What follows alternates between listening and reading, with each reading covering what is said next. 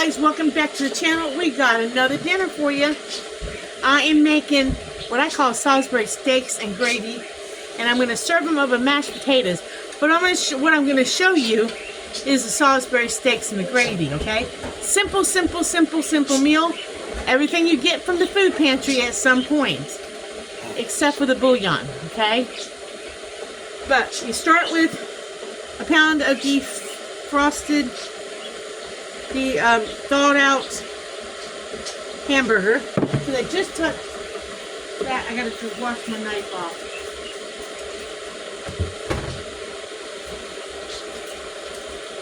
So you need a pound of thawed out meat.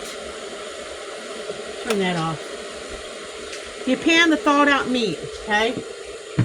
And in it, I'm going to add a little bit of onion, diced up really fine. Again, we already, and it's not a lot of onion, just putting a little bit in. So it's not even a third or a fourth of an onion, just putting a little bit of onion in. And we like it, well, I put it in really, really fine. Real fine. It's just to give the meat a little bit of a flavor. We don't really want it in there big. So the finer you chop, I mean, these are real thin slices. Very thin slices. You could use, if you have like dried minced onion seasoning, you could use that. But since I have fresh onion, I'm just dicing up some fresh onion real fine.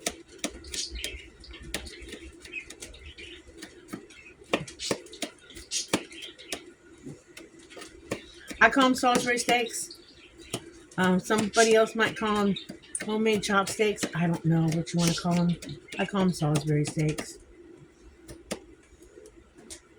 Maybe a couple more slices.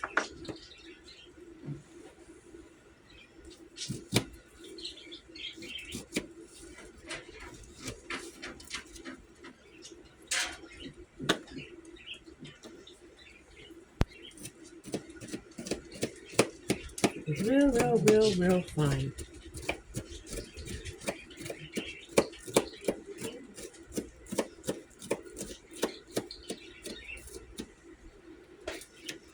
You can use dehydrated, dry, you get from the store in that little shaker. We'll just set that off, push that off to the side. Make sure we got it all chopped up. You get a big piece in there. You can have it bigger if you want it bigger. Do you actually want to see your onion in your beef patties? Do it a little bit bigger. Do it however. I like mine tiny, tiny. And I'm going to put a little bit of bell pepper in it. I'm still working on bell peppers. So, they still smell good. I got a little bit of orange bell pepper left. Still smells good. I'm going to chop that up real fine too. And put that in it. Could use any color of bell pepper. You could use the sweet ones. For a while there, the food banks were giving out, and I think they were giving out all over the place, those little sweet ones in the bag. You could use that. So I'm going to chop this up real fine.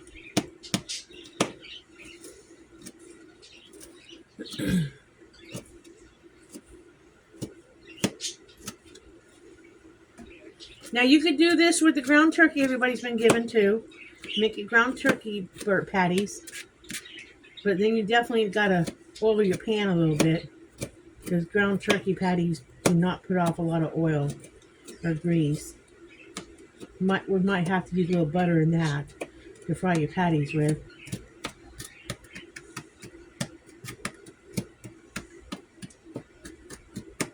Don't want a lot of pepper in my burger.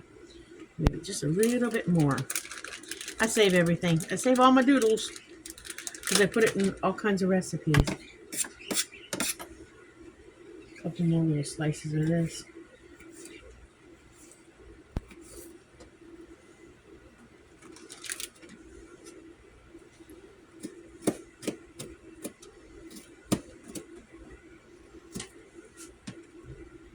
Now, if I didn't have fresh, I would use my dehydrated stuff I have and put it in it.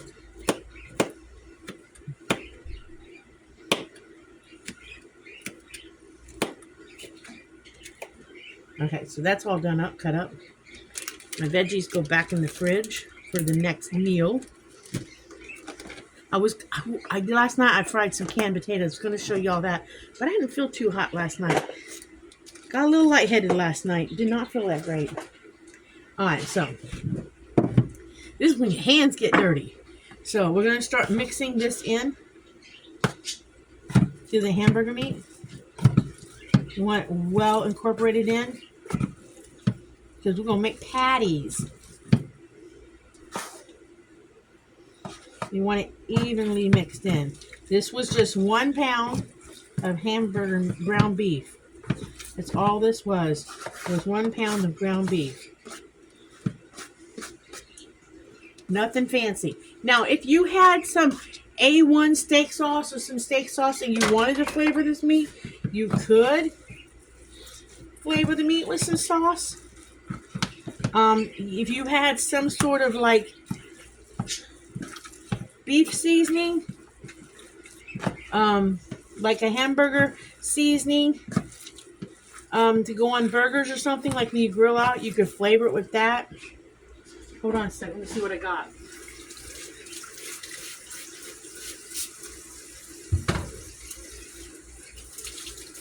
Let's see what I've got over here.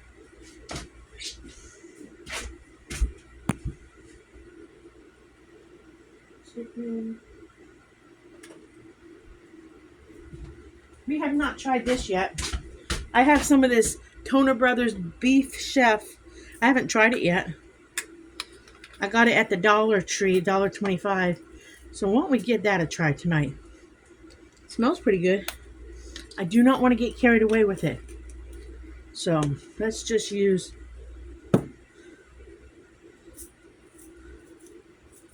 a little bit. And let's mix it more time. Because let's not get carried away.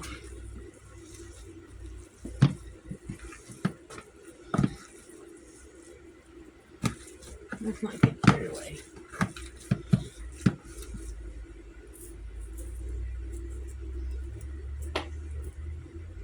I don't want to make them too spicy.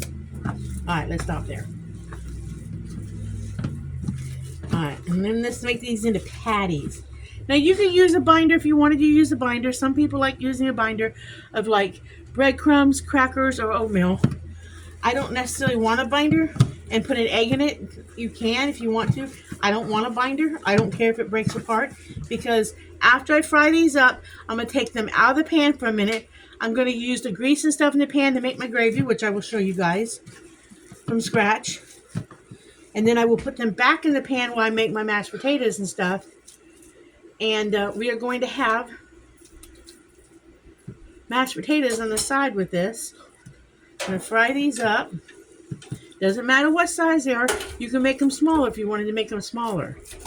It does not matter. Just going to make patties.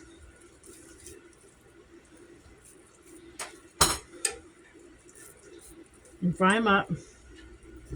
Looks I'm getting about 4.5 out of them. They're about the size of the palm of my hand. Which I might eat the 1.5. Like I said, I'll fry these up. Of course, they will cook smaller than they are. And then once they're cooked, like I said, I'll pull them out for a minute. Make some gravy in the pan because I'll use the juices from frying these to make my gravy. I make homemade gravy. And then I'll make my mashed potatoes. I'm doing instant tonight because I'm not gonna go to trouble cutting up potatoes. And I'll do a vegetable on the side. But tonight I'm just showing you how to make homemade Salisbury patties out of the hamburger we get. Or you can use ground turkey from the food bank. So let me get my hand washed up here.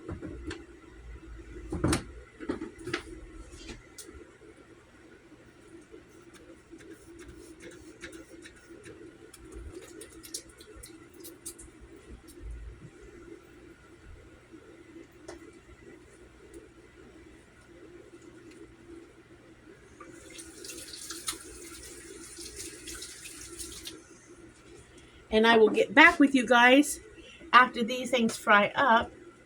and we will do the next step, okay? Make the gravy.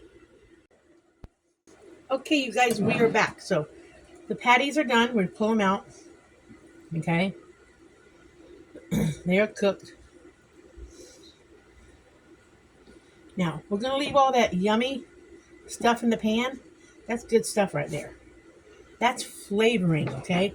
That's not icky stuff. Now, some people would take and put like their flour or whatever in there and make like a roux. I don't like doing it that way. There's nothing wrong with doing it that way. You could actually leave that. You could actually make your gravy straight in there by putting your flour or whatever in that and cook it up and make a roux, okay? I don't make roux. My preference is to take some water. Dan taught me how to make great gravy. He's the one. Is to take water and cornstarch and mix water and cornstarch together. Okay? That's my method of making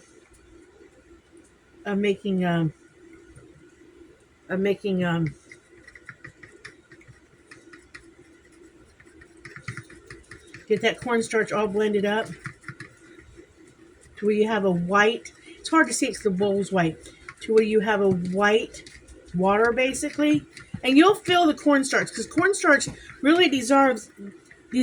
I think it dissolves better than flour does. It's almost like you got a white liquid. I mean, to me, it dissolves better than flour does. But I do need a whisk. You need a whisk. You need one of them. So I've got my cornstarch. I might want just a little bit more cornstarch. Just a little bit more. I don't know what that is in it. I don't know what it is. A little bit more cornstarch in there.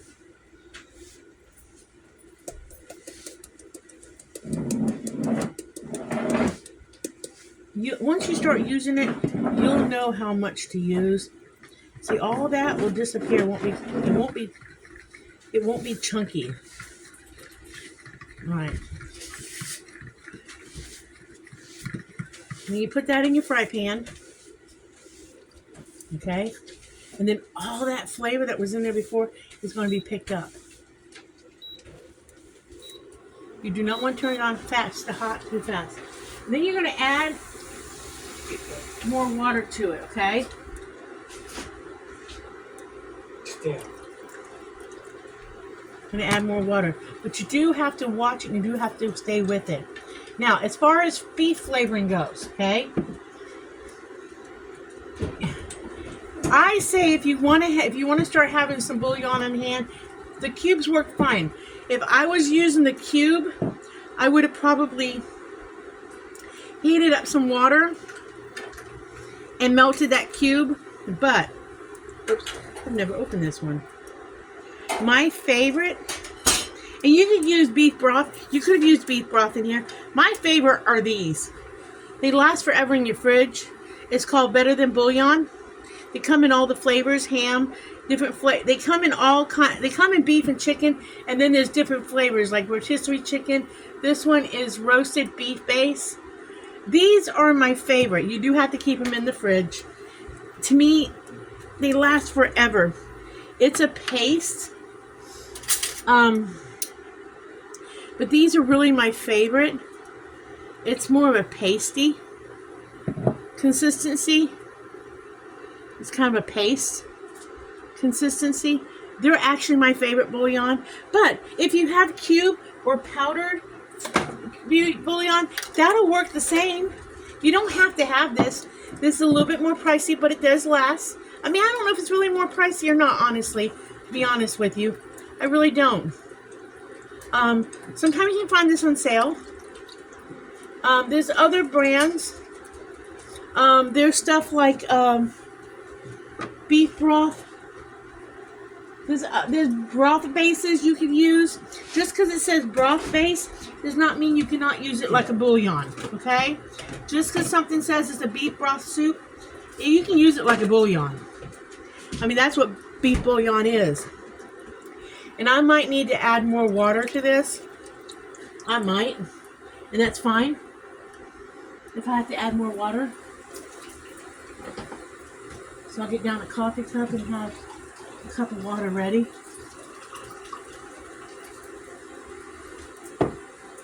Because you'll feel your consistency. Once you start making homemade gravy, once you start making it regularly, you'll start to feel your consistency. It takes a minute to get it there. It really does. It's not something you learn overnight. It takes a minute to get it. If I had sauteed some onions before I put this in, I would have had onion gravy. I could have sauteed onions. I could have sauteed some bell peppers. It had a pepper and onion gravy. You do the same thing with all kinds of stuff. If I had not wanted to make patties, I could have ground up the meat, pulled the ground meat off, and just made the gravy, and then turned around and put the meat back in. It had a meat gravy. Same thing with a thin steak. I could have had a meat gravy. It does take a few minutes for gravy to come up.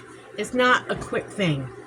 So it's either this. Either you buy a can of gravy or a jar of gravy and take the easy way out and do that, which is fine. Nothing wrong with it. Or if you want to be a little more healthy and know what's going in your gravy and not have the preservatives, take the time and stand here and whisk your gravy. Because once you've done it a few times, you will learn the feel of the gravy. And you will know when it feels like gravy. Because it almost has the consistency of the beginning of pudding. If you ever done instant pudding. It almost has that consistency. It took me just a little bit. But now I really prefer to make my own gravy. Even though it takes a minute to make it. Because it will come up. And you kind of don't, when you're first learning how to make gravy, you kind of don't want to do this and walk away. You kind of want to stay with it, because if you don't, you're going to end up scorching it. And you don't want to scorch your gravy. Okay, you don't want to scorch your gravy. See, it's starting to thicken up. It is starting to thicken up. So I do think I need some more water. Ooh, I just spilled it all over the stove. It's starting to thicken up.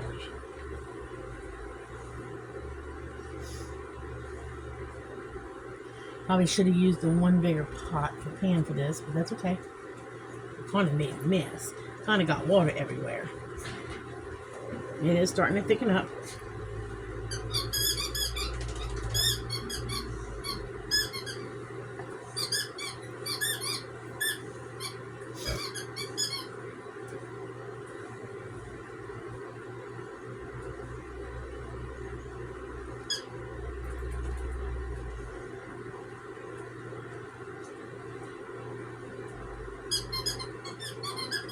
It's so easy, guys. It really is easy to do this. It's not that difficult. Starting to thicken up some more. I can feel it getting thick. And usually you're going to feel it get thick where your pan is the hottest. So if your burner is the hottest in the middle, that's when you're going to start to feel it get the thickest. So you, as you're whisking it, and I'm not going to say go crazy, go woo! You might want to turn down your heat. But bring in the edges. Bring in your edges. And if you happen to accidentally overwater it, get too much water in it, you can just whisk up a little more cornstarch or flour if that's what your preference is. I prefer the cornstarch because I sometimes think if you use flour, this is just my opinion, you kind of get a flour flavor to your gravy, but I had a friend who liked flour and I like cornstarch.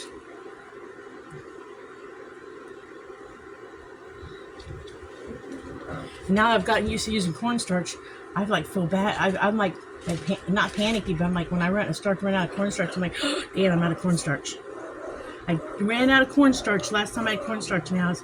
I ran out and I was like, Dan, I'm out of cornstarch. Turn my heat back up just a little bit. I'm gonna thicken that back up. But this makes the best. When you learn how to make your own gravy,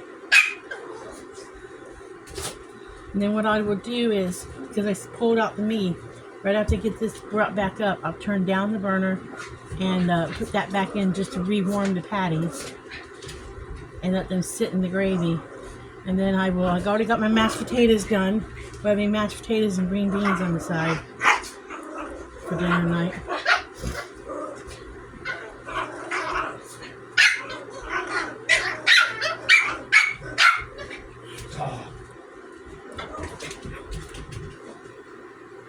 That will come back up. But that's how you make homemade gravy. I sometimes taste it to see if I got the flavor right. Oh yeah. That's good gravy. That's good gravy. That's good gravy. All it needs is a little salt and pepper when we go to eat, and that's good gravy.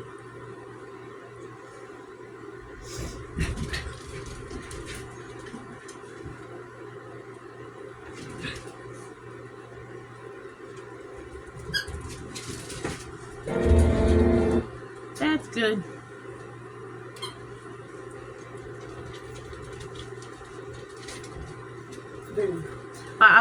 I'll bring you guys back. After I get this back and after I plate Dan up and let y'all, let him tell you guys, ask him what he thinks of the flavor of everything. I'll bring you guys back because I just want to bring this back up and get it set, okay? Bring you back in a minute. Okay, you guys, it's done.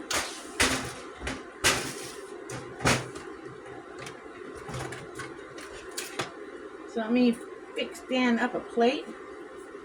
Because I want to, not because I have to. As I always say. Okay.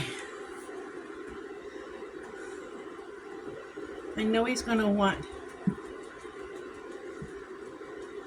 Let me get a couple of these. I'll get him. I know he can eat them. I'll give him 3 of these. I know he can eat them. I'm serving him on a fancy plate tonight. Fancy plate.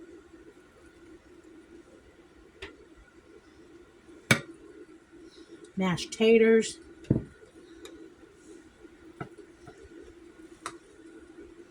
Big old helping of mashed taters with it.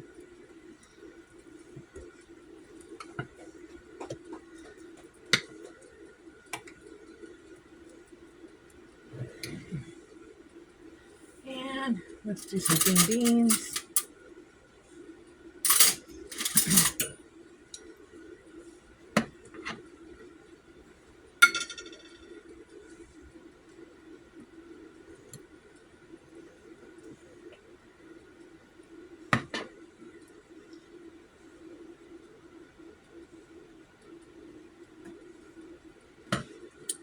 Okay.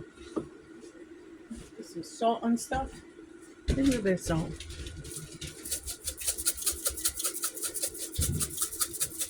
And then I'll give him some. Guys, quit! Quit! Give me some gravy. Probably too much gravy, but that's okay. Oh. Hey. Quit, Aberdeen.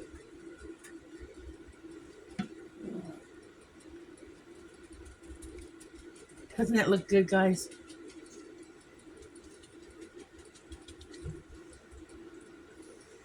You brother have speaking. You brother speaking. Okay, there we go. Give him a fork. Warn him that it's all hot.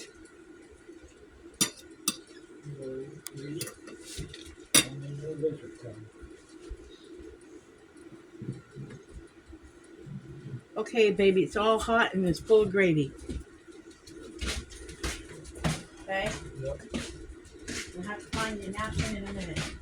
There's gravy on the edge here. So, I'll get you another fork. I'll get you another fork. Yeah. No. No, guys.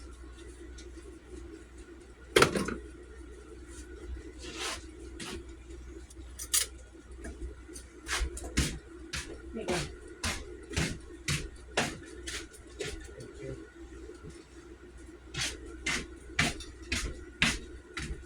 He'll have to tell us what he thinks.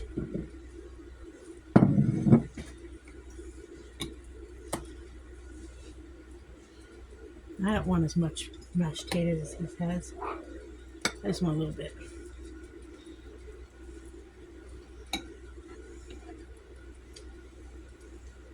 Okay. You'd be good. Now, what I gotta tell y'all is how this tastes, because I don't care about mashed potatoes. We're not talking about mashed potatoes is what we're cooking. We're talking about the Salisbury steak. Okay? And the gravy. That's what we're talking about. So let's see. With no salt added.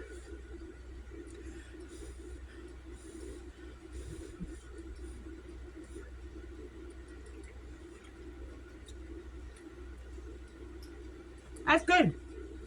Doesn't need a little salt. That's good. So, that's good.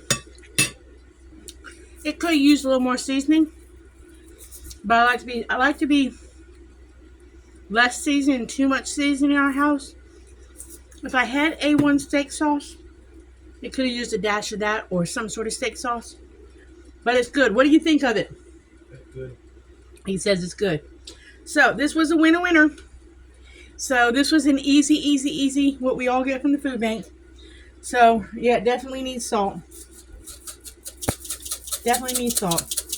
So Okay. gave y'all another dinner meat idea. So y'all like my videos, like and subscribe. And remember, live happy, be happy, do happy things. And I will catch you on the next video. Bye. Oh, remember, avoid those unhappy people. Because, I mean, you can try smiling, but I just say avoid them now. All right, catch y'all later. Bye.